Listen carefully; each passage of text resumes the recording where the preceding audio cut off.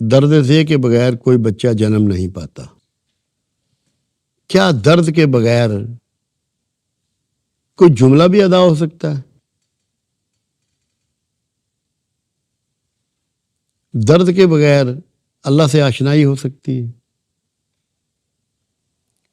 درد کے بغیر کوئی اسٹوڈنٹ پیدا کیا جا سکتا ہے؟ درد کے بغیر کوئی تصویر بنائی جا سکتی ہے؟ درد کے بغیر کوئی شعر کہا جا سکتا ہے؟ یہ سب درد ہیں جو انسان کو پیدائش کے عمل سے گزارتے ہیں. شاعروں سے پوچھیں ایک ایک شعر کے لیے کتنے کتنے دن پریشان رہتے ہیں، نہ کھانا کھاتے ہیں، نہ ناشتہ کرتے ہیں، سگریٹیں پھونکتے رہتے ہیں. مصور سے پوچھیں کہ وہ ایک پینٹنگ بنانے کے لیے کتنے کرب سے گزرتا ہے. تو یہاں شمس تبریز کا یہ تھا، ایک نئے شخص کو جنم دینا روحانی طور پر درد ذے سے زیادہ مشکل ہے. جب وہ پہنچے ہیں رومی تک تو وہ جو ان کا ٹریول ہے وہ اس کا تذکرہ ہے اصل میں، جو اس درد کے ساتھ ہوا ہے کہ مجھے ایک شخص کو نئے انداز سے جنم دینا ہے، دنیا میں نئے علم روشناس کرانے ہیں، نئی جہتیں دینی ہیں، زمانے کو سکھانا ہے، اس بندے کو میں نے تیار کرنا ہے. یہ جو لوگ پکے راگ سے وابستہ ہوتے ہیں، کبھی آپ نے دیکھا کہ یہ کتنا ریاض کرتے ہیں؟ ان کی انگلیاں یہاں سے زخمی ہو جاتی ہیں، کٹ جاتی ہیں اس پہ پھیرتے ہوئے. راتوں کو سوتے نہیں ہیں، کئی کئی دن دیوانے ہو جاتے ہیں. اگر وہ درد اندر نہ سموئے تو کوئی چیز بھی آپ دنیا میں نئی کریٹ نہیں کر سکتے. یہ ایک بنیادی اصول یاد رکھیے. تو یہاں شمس تبریز یہ بتانا چاہتے ہیں کہ میں ایک نئے شخص کو پیدا کر رہا ہوں، بنا رہا ہوں، جلال الدین رومی کو.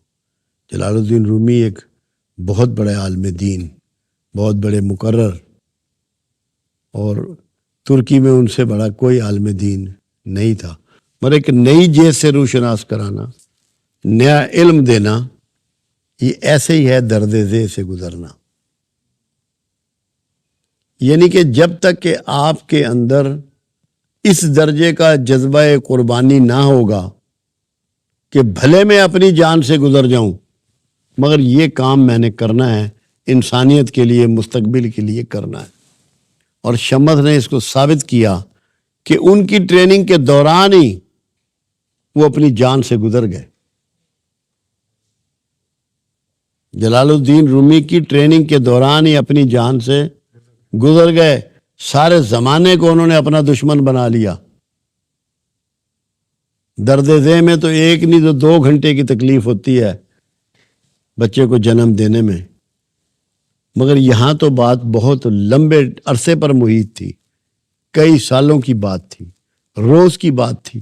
روز مرنا، روز جینا، روز بے چین ہونا، بے سکون ہونا، نیند کو تیاگ دیا، بھوک کو تیاگ دیا، آرام کو تیاگ دیا، کہ ایک روحانی بندے کو تخلیق دینا ہے. مادی بندے کو تخلیق دینا 2 گھنٹے کا عمل، روحانی بندے کو تخلیق دینا 40 سال کا عمل. وہ مسلسل کرب ہے، وہ مسلسل درد ہے، وہ درد ذے سے بہت آگے کی چیز ہے. یہ سمجھایا جا رہا ہے. اور یہ کیسے ممکن ہے؟ یہ تب ممکن ہے کہ درد آپ کے اندر سمویا ہوا ہو. یہ جتنے عظیم لوگ ہوئے ہیں جنہوں نے کائنات کے لیے کام کیا ہے، انسانوں کی خدمت کی ہے، چاہے ان کے لیے علاج دریافت کیے ہیں، ان کے لیے فیسلٹیز دریافت کی ہیں، دنیا میں جو کچھ بھی انسانوں کو جن لوگوں نے دیا ہے وہ درد کے بغیر نہیں دیا.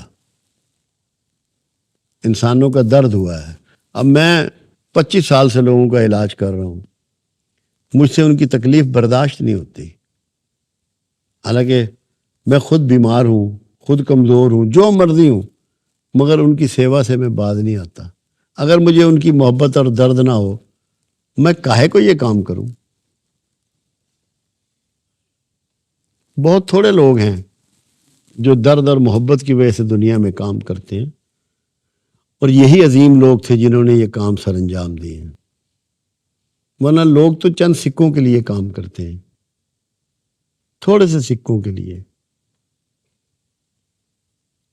مگر وہ دنیا میں پھر ان کی قبریں روشن نہیں رہتی جو سکوں کے لیے کام کرتے ہیں۔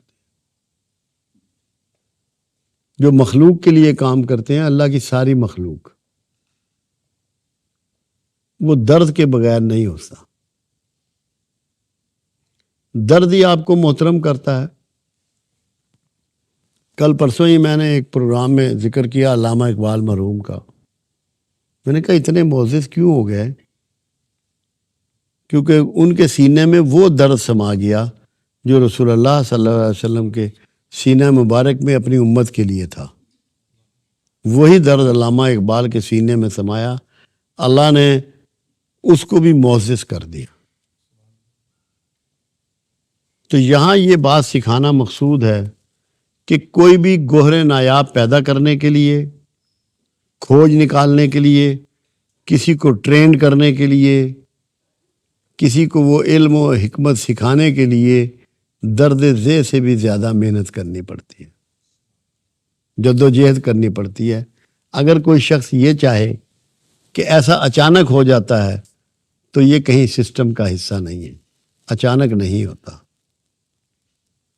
اور درد سے جب کوئی آشنا ہو جائے پھر ہی وہ اتنی بلوغت پہ پہنچتا ہے کہ وہ ایسا انسان کریٹ کر لے، جیسا کہ جلال الدین رومی کو شمس تبریز نے کریٹ کیا، بنایا، سنوارا، سکھایا، اور بڑے کرب سے سکھایا۔